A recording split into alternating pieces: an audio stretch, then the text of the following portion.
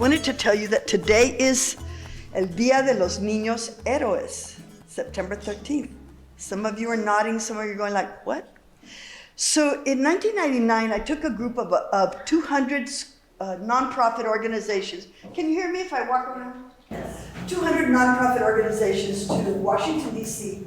We were at the Smithsonian, and it happened to be Hispanic Heritage Month. And these 200 organizations had taken 5 students each. We filled up Washington, right? We got to the White House, we had all these wonderful things, and we're sitting in this meeting. And I just said the same thing I said now. Today is El Día de los Niños Heroes. And in the front row was Isabel Castillo, a student from Harlandale High School. And she knew me, so she wasn't shy. She raised her. What's that? I've never heard that before. Consider that Isabel is a product or a child of a generation of families that were not allowed to speak Spanish. History was never taught in school. We have never discussed the history prior to the Alamo. We don't remember, we don't know. We can't remember because we don't know, because no one told us what our history was. That's why it's so important that each of you figure out how to tell your story. So as she has her hand up and says, what's that? I said, well, let me tell you. And in the back of the room, one of the fathers or a teacher who was accompanying the kids stood up and said, can I answer that? I was like, okay, well, I was the speaker, but he said, he stood up with so much fervor, and he says, I'm an ex-Marine. And you know we have a uniform that has a red stripe down the side? That stripe symbolizes the bloodiest battle that the Marines have ever fought. And we all just looked at him sort of stunned, and he says, yes, that red stripe is for blood, for children's blood. He said, the United States invaded Mexico in 1847 because they really wanted all that land that Mexico had. And I think if you can flip, you can see the map of what that looked like back then. Can we turn some of these lights off? Just a couple of them. This was New Spain, and the United States is growing. And President Polk is saying, Mexico, sell us California. We want to buy Arizona. It was just called New Spain in those days. And Mexico was no, this is our land. Ahí están los indígenas, nuestra gente. We go north and south.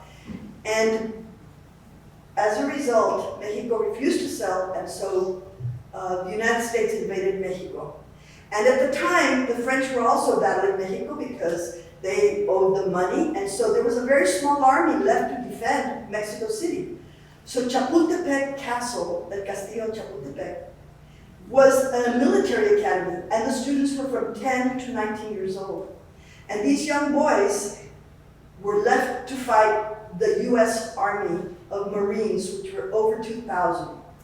And although they were up, elevated on a hill, they could not defend by themselves. There were some soldiers that Santana had left there with them, but really, the young people were made up a great part of that. So as the battle was ending, and they knew they were losing, 6 of the boys, the youngest one, 13 years old, climbed to the roof or the top of the Chapultepec, Castillo Chapultepec, and refused to surrender when they were rounding up all the prisoners.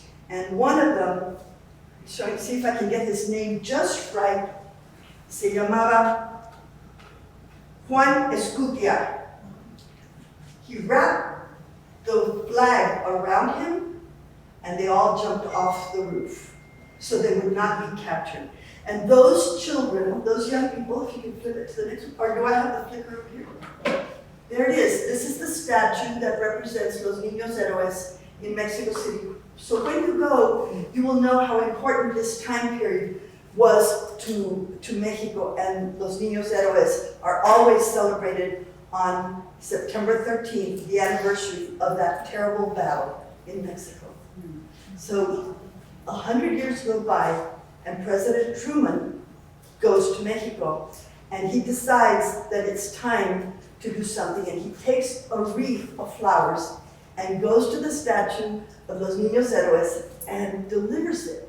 And all over Mexico, the newspaper said, the greatest leader, the biggest, most important leader in the most important country, has apologized to Mexico today for the bloodiest, most heinous atrocity ever committed against our children.